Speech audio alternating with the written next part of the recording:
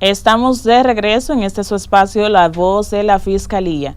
Y ahora llegó el momento en que se suma nuestro experto de hoy. Contamos con la presencia del abogado Giancarlos Martínez, quien estará hablando con nosotros sobre esas novedades que trae el recién promulgado Código Penal Dominicano. Tras el promulgado después de un arduo trabajo y años de espera por el Congreso de la República y promulgado, claro, por el Poder Ejecutivo conforme los procesos de ley. Buenos días, Giancarlo. Muy buenos días, Yuberkis. Gracias a ustedes, al colega también, por la invitación a este importante programa. Primero que lo que hay que hacer es felicitarlos a ustedes y a su vez, desde el punto de vista institucional, creo que es positivo que la Fiscalía del Distrito Nacional y desde la Procuraduría también se tengan este tipo de espacio para comunicarse con la ciudadanía de las diferentes eventualidades que pasan dentro de los procesos penales. Es sumamente importante, así que les felicito y qué bueno que podamos tratar un tema tan importante como es la nueva aprobación del Código Penal de la República Dominicana, que viene a solucionar muchas cosas dentro del ámbito de la aplicación de la ley penal. Viene de cierta manera hasta facilitarnos el trabajo a los que como fiscales trabajan para el Ministerio Público. No es mi rol, pero estoy ahí y soy parte de esta laboriosa institución que tenía grandes retos frente al Código Penal tan viejo con el que estaba trabajando. Sí, definitivamente. Muchos retos que vamos a ver cómo se fueron abordando, cómo se subsanaron y cuáles quedan. Porque, como bien dijo el presidente de la República, ninguna ley es perfecta, pero uso su propia palabra y es que es perfectible. Y ahí probablemente es donde vamos a entrar eventualmente, donde estamos con el tema de las oportunidades de mejora, para no usar una palabra menos adecuada. Siempre hay oportunidades de mejora y ahí la vamos a ver.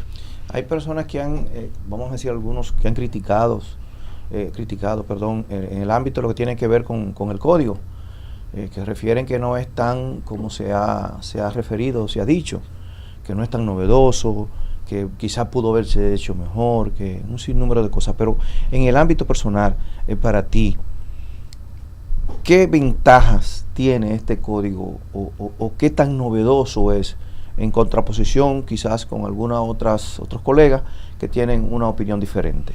Miren, yo creo que no hay que ser fatalistas ni pesimistas. Lo primero es que tenemos una pieza legislativa, una legislación, en este caso el Código Penal, que tiene unas 177 páginas. Decir de entrada en pocos días que es un código que no sirve de nada, independientemente de que desde antes hemos estado leyéndolo, yo creo que es apresurado. En mi opinión personal, sí entiendo que el código trae avances importantes. Primero, hay que partir de que el fin del derecho penal, y primero del derecho, es permitir la vida en sociedad. Del derecho penal es castigar las infracciones penales que perturban la convivencia pacífica. Entonces, un código desde que tiene 141 años, ¿verdad? Y donde dentro de esos 141 años hemos tenido evolución, una revolución tecnológica. Para empezar por ahí, ya tenemos un problema en el código viejo que no contempla una serie de situaciones dentro de los fenómenos tecnológicos. En ese sentido, sí tenemos la ley 53-07 que tipifica una serie de situaciones, pero que por la evolución, muy rápida de la tecnología, tampoco ya cubre muchas cosas, como el bullying, por ejemplo. Entonces, yo quisiera ir... ¿Y cuáles son esas novedades, Giancarlo, que traen en ese sentido el Código Penal? Correcto. Por ejemplo, mira, dentro de las novedades, dentro de los fenómenos tecnológicos, tenemos el bullying de manera general. Es decir, en las escuelas, por ejemplo, se da un fenómeno muy recurrente donde los jóvenes o los propios maestros o en la sociedad, ¿qué es el bullying? Es una conducta tendente a humillar al otro, a desacreditarlo, a denotarlo, a excluirlo de un entorno social. Ahora, el Código Penal, en términos generales, el bullying como tal, en sentido general, lo castiga como una conducta delictiva, porque entiende el legislador, que es el representante de la sociedad, que no se puede admitir en una sociedad que los ciudadanos se dediquen a desmeritarse, a humillarse, porque si conforme al artículo 8 de la Constitución, si la función esencial del Estado es garantizar el bienestar de los ciudadanos, entonces, a través de la ley penal, ¿qué es lo que ha hecho ahora el legislador? Criminalizar o convertir en una conducta delictual el humillar al otro, ¿verdad? Entonces, eso es importante. Dentro de dentro del bullying es importante decir que tenemos una clasificación que va desde el bullying general, que tiene pena de 15 días de prisión, a partir de 15 días a un año de prisión. Tenemos el bullying agravado, cuando se comete en contra de personas vulnerables, que va de 4 a 10 años de prisión. Tenemos el cyberbullying, ¿verdad? Porque no es lo mismo yo dedicarme con un grupo del barrio, por decirlo en buen término, o de residencial, a crearle una situación a la colega Yuberque o a usted, doctor, y a tenerte en una situación de acoso y de humillación permanente en el entorno donde vivimos de manera física. Eso es una cosa. Ese sería el bullying de manera general. Pero el cyberbullying, por ejemplo, empleado a través de medios electrónicos, hay un concepto ahora muy, muy interesante que se usa mucho, que son los famosos memeros, ¿verdad? Sí. Donde muchas veces, excediendo los límites de lo que se pudiera considerar libertad de expresión, se dedican a desacreditar, a humillar y a tener en un estado de zozobra a diferentes personas a través de las redes sociales. Ahora, ese comportamiento está tipificado como un comportamiento sancionado a través del Código Penal con penas de hasta 10 años. Fíjate, es decir, el legislador no se lo ha tomado a juego. No es que ha dicho, no, esto es un asunto sencillo. Fíjate que dentro de la clasificación de las penas, que normalmente los delitos van desde los 15 días hasta menos de 5 años de prisión, ahora el cyberbullying, cuando es agravado, puede llegar hasta los 10 años de prisión. Y es muy probable que el legislador haya tomado en consideración el auge que tienen las redes sociales y el mal colectivo que podría generar esta situación. De hecho, hay mucha gente que se dedica figuras famosas que se dedican a diferentes trabajos que celebraban esta decisión del Congreso. Correcto, pero fíjate que lo que estaba implicando decir o inferir es que ya ni siquiera el legislador lo ve como un delito, sino como un crimen. Entonces, yo creo que es correcto que el legislador haya tenido una actitud severa de sanción a que se humille al otro, que se acose a la persona, porque no podemos como sociedad admitir como válido este tipo de comportamientos que son denigrantes, porque entonces se contradice el fin del derecho, que es permitir la vida pacífica en sociedad. Entonces, yo creo que de ahí queda claro que quienes dicen que el código no tiene ninguna ventaja es un tremendismo. Yo creo que eso es una ligereza que se respeta, ¿verdad?, dentro de su libertad de expresión a quien lo diga, pero no corresponde con la realidad. Esta es una novedad, o sea, los fenómenos delictivos tecnológicos, o bien sean ya de manera criminal por el quantum de la pena, es un avance en el Código Penal, porque permite a las personas dentro del auge de las redes sociales tener claramente una protección del Estado Dominicano, que en este caso concreto, los jueces, dentro de la aplicación del Código Viejo y de la ley de delitos de alta tecnología, hacían malabares para poder encuadrar una conducta dentro de los pocos tipos que tenemos. Entonces, de ahí que ya tenemos diferentes tipos de bullying, tanto físico, por vías electrónicas, e incluso ahí podemos entrar el acoso, que está más definido ahora en este código. Otra situación que pudiéramos entrar como una mejora, y es la protección de la mujer de manera más propia.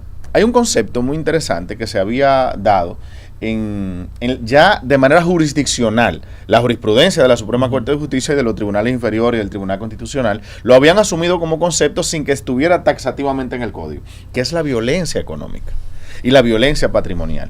Y la gente dice, ¿pero qué es esto? Es decir, hay hombres o mujeres, se da en ambos sexos, aunque se dé más en el hombre por su históricamente o estadísticamente posición más dominante económica, que por ejemplo, tú estás casado con tu pareja o tu pareja en unión libre, y se daba que quizás el hombre en su posición dominante le daba la tarjeta de crédito, un vehículo, facilidades financieras, ¿verdad?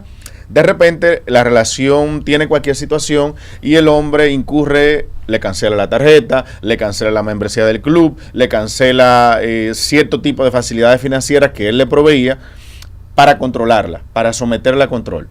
Bajo ese contexto, entonces ahora el Código Penal sanciona la violencia doméstica, y dentro de la violencia doméstica describe la violencia económica como una conducta sancionable. Es decir, que ya los jueces en materia jurisdiccional, valga la redundancia, no tendrán que hacer malabares para aplicar este criterio, porque ahora el código de forma positiva lo trae. Un asunto también muy importante es la violación incestuosa, violación sexual incestuosa. Y trae un elemento muy particular, que es cuando de esa violación sexual incestuosa resulta... Un paréntesis ahí, porque tenemos un público muy nutrido, muy diverso. Entonces, algunos aspectos técnicos quizás las personas no lo entiendan. Esa parte de que violación sexual incestuosa, ¿a qué se refiere? Muy bien, entonces tenemos la violación sexual en términos generales, es toda aquella conducta de un individuo que sin el consentimiento de la segunda persona o de la tercera persona tiene un acto sexual, bien sea de penetración o no, por vía de amenaza, por vía de contrañimiento, una conducta sexual dentro de ese ámbito, eso es violación sexual. Ahora bien, incestuosa es cuando hay un grado de parentesco sanguíneo, primo, hermano, tío, padre. En ese contexto, el código ahora, en su artículo 134 y siguiente, establece que cuando, como consecuencia de una violación incestuosa, resulta en estado de gravidez la persona, y si adicionalmente a eso era una persona vulnerable, sobre todo un niño o una niña en este caso, o una persona que tenga condiciones mentales de enajenación, que los hay, entonces la pena va hasta 40 años. Fíjense cómo pasamos de una violación sexual general de 20 años, que es la pena que tenemos ahora, pasamos a 40 años. Vamos a estar claros en algo. Las penas o el aumento de las penas no necesariamente van a implicar que las inconductas de los seres humanos se corrijan, pero constituyen una amenaza. Es decir, tú tienes claro que las cosas en este nuevo escenario, tú tendrás un escenario más grave. Claro que sí. No es una pena de 20 años que a la mitad de la pena tú puedes solicitar la libertad condicional, ¿verdad? Cuando hayas cumplido con una serie de requisitos que serían 10 años, que a muchos se la dan. Ahora serían 40 años, cuya mitad de pena sería de 20 años. Entonces, el juego cambia.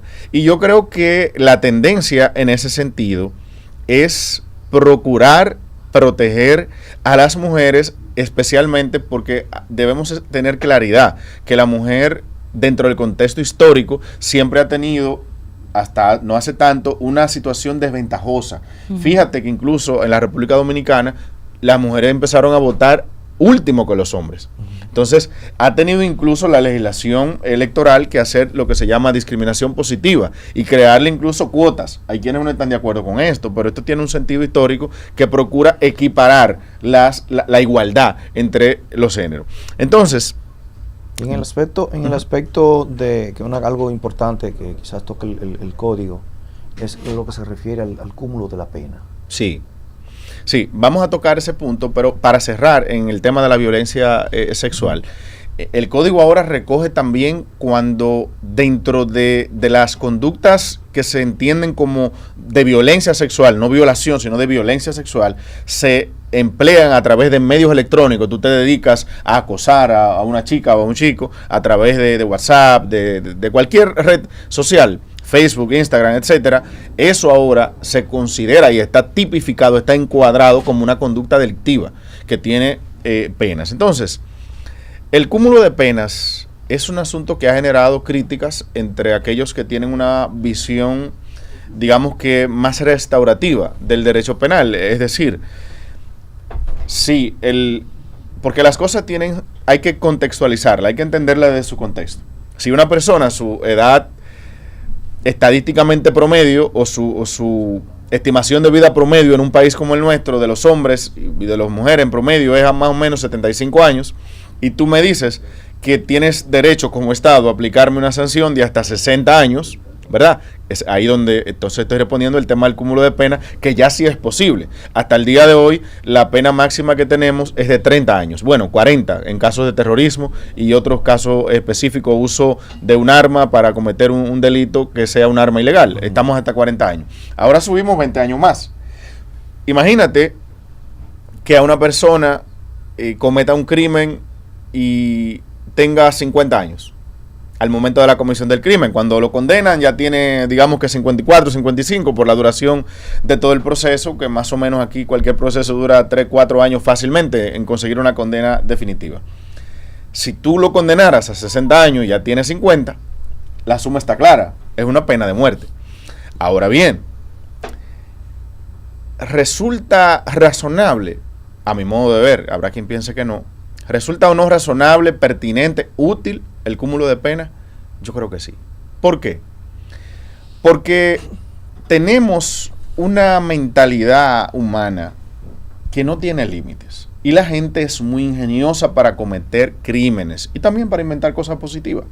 Entonces, el legislador tiene que buscar una forma de contener el crimen o de sancionarlo más bien cuando se han cometido una serie de delitos y de crímenes continuos que afectan a un bien jurídico protegido. La vida, la propiedad, la protección de la reputación de la persona, etc. Entonces, yo entiendo que el cúmulo de pena es constitucional, es útil y es necesario, pero además, en materia de delitos económicos, estafa, fraude, asociación de malhechores para cometer estos delitos que ya he enumerado, tenemos personas que se asocian y perpetran un fraude por 1.000 millones, por decirte algo, en materia inmobiliaria, por ejemplo, que es muy fácil. Y que frente a la pena que actualmente teníamos, una pena, o que tenemos todavía, porque correcto, no entra en vigencia. Son penas que en 2, 3 años, 4 años, 5 años, la gente está fuera, pero defraudó 300, 400 familias que se enferman. Hay gente que terminan con cáncer, con enfermedades del corazón, depresión alta. Y muchas veces terminan sin siquiera poder recibir o recuperar esa nada. Es que muchas veces se impone la pena, se impone la indemnización, pero al final la estrategia que han utilizado estos defraudadores no tienen nada para pagar. Entonces, en 5 años, bajo el código actual, más o menos en 5 años, esta gente está fuera. Con el código nuevo, cuando tú tienes una asociación de malhechores, una estafa, un fraude, pues tú eventualmente pudieras, dentro de la configuración que se determine, tener un cúmulo de pena de hasta 60 años. Por lo tanto, tu situación procesal ya no es tan simple. Te tocaría pensarlo un poquito mejor, porque si tú pensabas antes, bueno, yo hago esto y en 5 estoy afuera, en 2 años estoy afuera, porque esta es la mentalidad también. Tiene que entenderse que hay mucha gente que cuando comete este tipo de crímenes o delitos piensa, hasta busca el código y dice, pero mira, yo salgo fácil de esto. Si me condenan a 10 años, en 5 estoy afuera. Si me condenan a 5, en 2 estoy afuera. Entonces ahora esto es más severa la situación. Desde mi punto de vista, por lo menos en la parte de las estafas, que se convirtieron, por decirlo de algún modo, en una conducta repetida por Correcto. Diferentes personas, diferentes redes, que de hecho aún cursan en los tribunales. Pirámides, etcétera, que se institucionalizaron, promocionaban a través de redes sociales, pero ellos se enfrentaban a una pena de 2 años. Y es como usted dice, si en la mentalidad delictiva de la gente lo que piensa es, si yo me voy a ganar 300 millones de pesos y yo lo que voy a enfrentar una pena de 2 años, pues yo me la juego.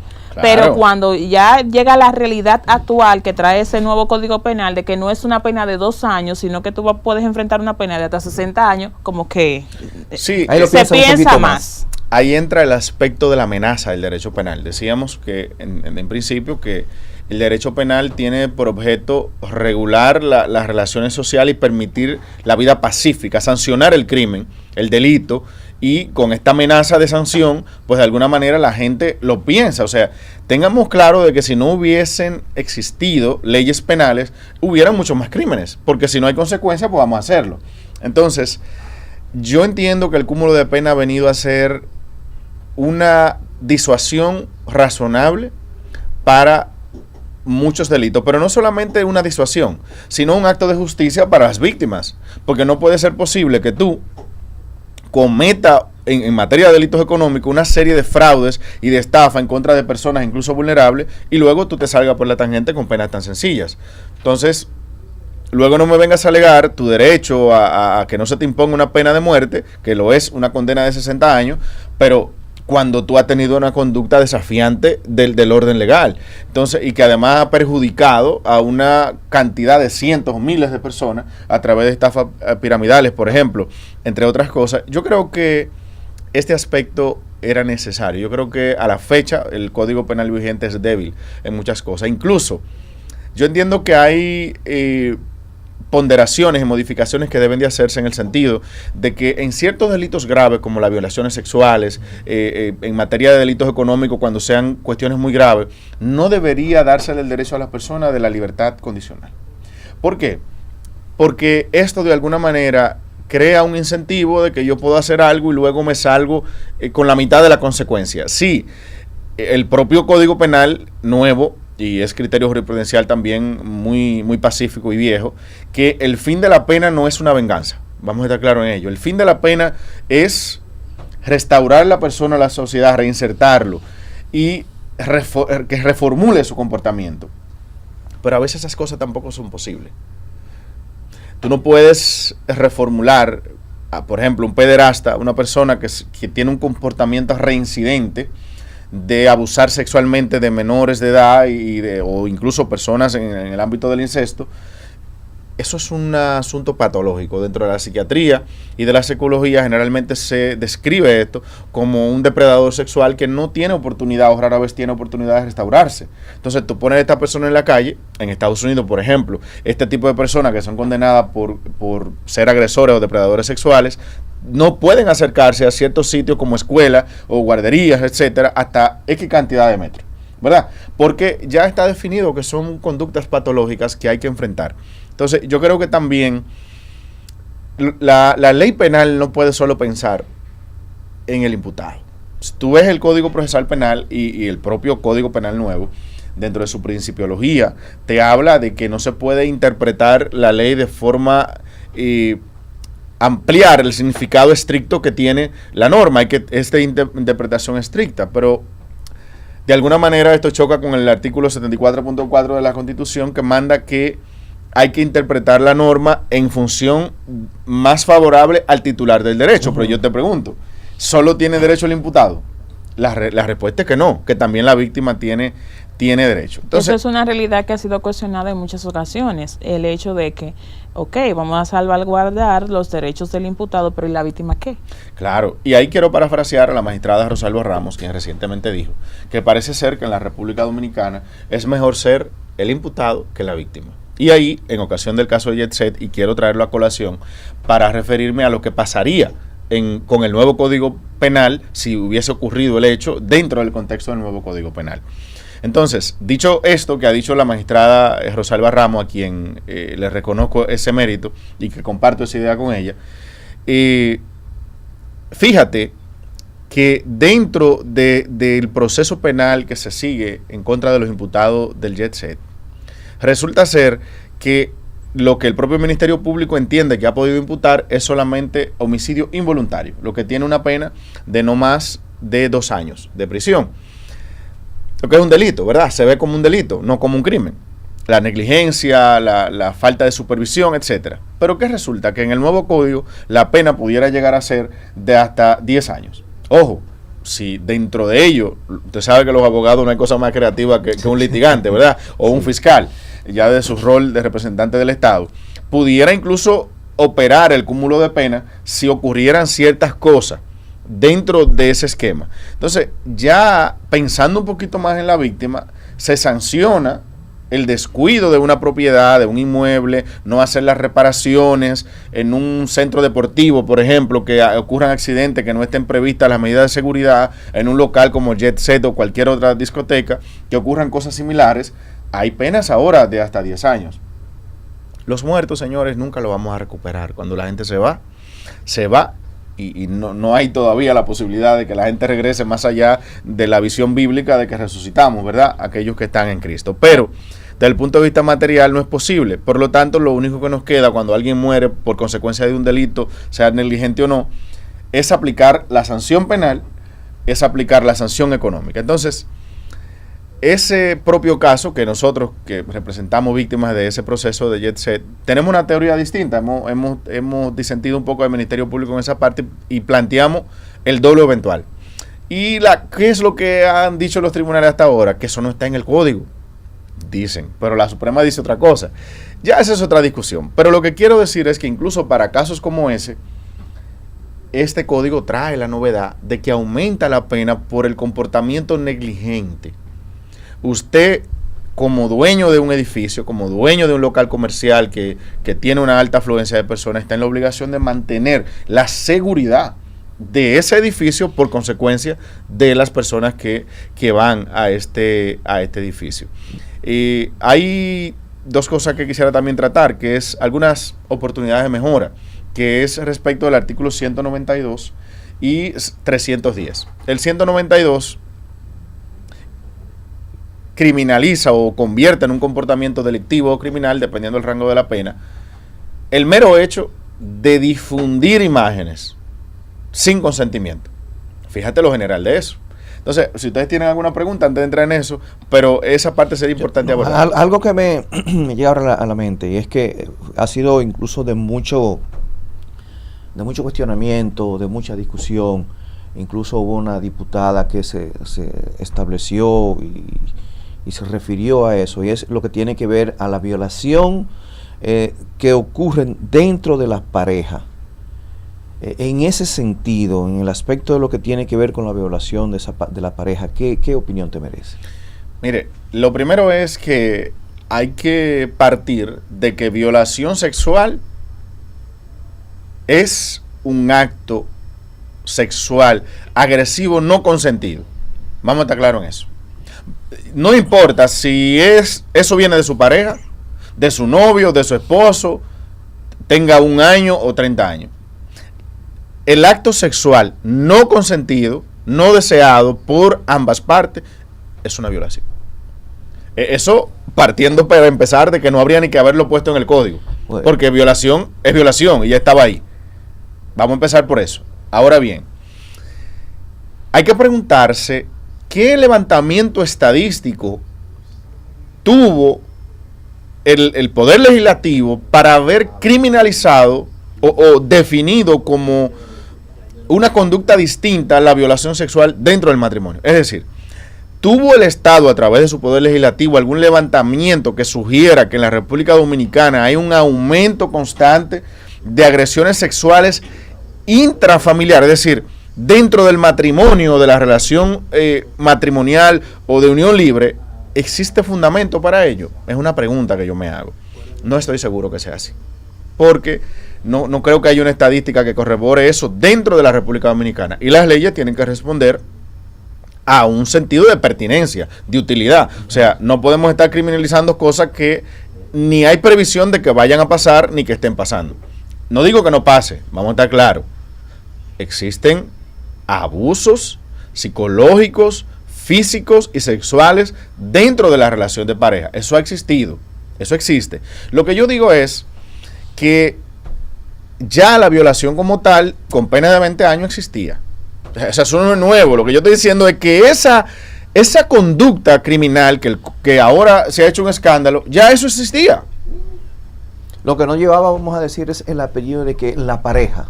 Claro, el escándalo ha venido porque cuando se le pone el apellido de la violación sexual por la pareja, la gente se escandaliza. ¿Pero cómo va a ser que es una violación si es mi mujer?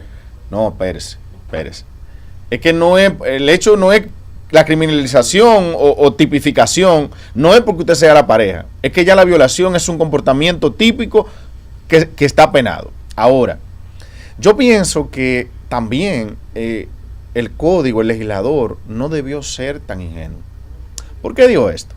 Y ahí, de alguna manera, la diputada de Los Santos, si no me equivoco, que es del PRM, yo pienso que ella no supo comunicar lo que quería decir. Y de ahí la sacaron de contexto y la han atacado. Pero si tú te vas a la idea dura que ella transmite, que es cómo creamos un mecanismo que permita, si bien, criminalizamos esta conducta que ya estaba criminalizada, pero ahora le ponemos apellido, ¿cómo le damos a la contraparte, que sería el esposo o la esposa, dependiendo quién sea que accione, una herramienta que le permita también salvaguardarse? Porque también estemos claros, señores, aquí hay gente, hombre y mujer, que harían cualquier cosa en un momento determinado para hacerle daño a su pareja. Entonces, la ley tiene también que crear mecanismos que permitan a la contraparte defenderse, por decirlo así. Porque el tema mira, vamos a pensarlo, abogado Alfín, me llega el caso, mira, mi esposo o mi esposa me violó, casado legalmente, nunca han tenido un problema de fiscalía. Llegó el caso, ¿y cuáles son las pruebas que tiene eso? No, que yo le dije que no y él quería. Me violó. Fíjate y ojo, pasa, pero fíjate la ambigüedad de esto. Como abogado, yo tengo que, para proceder a una querella en la fiscalía, de alguna manera sustentar las cosas. Esa víctima tengo que llevarla a la unidad de delitos sexuales, la psicóloga o el psicólogo la va a evaluar, partiendo de ¿qué? De su propio testimonio, solamente. Ojo, en principio, cuando vamos a una evaluación de ginecología o de ginecología básicamente, el ginecobstetra, etcétera, tendrá que determinar si hay cierta característica dentro de evaluación ginecológica que ha hecho para determinar si es compatible eso con una violación. Pero los adultos saben que dentro de una actividad sexual vigorosa pudiera existir lesiones a nivel vaginal que no resultan necesariamente de una violación, sino que resultan de una actividad normal consentida, pero que pudiera parecer una violación. Es decir, es un terreno muy, muy peligroso. Vuelvo y digo, la violación sexual ya estaba criminalizada, ahora le pusimos apellido. Lo que yo creo es que las parejas tienen que también aprender a vivir en paz, aprender a tener la tolerancia, etcétera, pero los tribunales habrán de ser, y las fiscalías, muy cuidadosos con esto, porque si bien está correcto ponerle apellido, no haber puesto ciertos filtros da lugar a lo propio que decía la diputada, porque la quieren poner ahora, porque entiendo yo que ella no supo, y sobre todo ella siendo una profesional de esa área, no supo comunicar bien su mensaje, pero la alerta que ella genera del abuso de ese tipo, de ese apellido que se le ha puesto a ese tipo de violación sexual, no es infundada. Como sería convivencia, armonía y paz. Otro aspecto relevante que establece el código, y que aunque sí se utilizaba de manera semántica, no estaba estipulado tal cual en el código penal, que es lo que tiene que ver con el sicariato.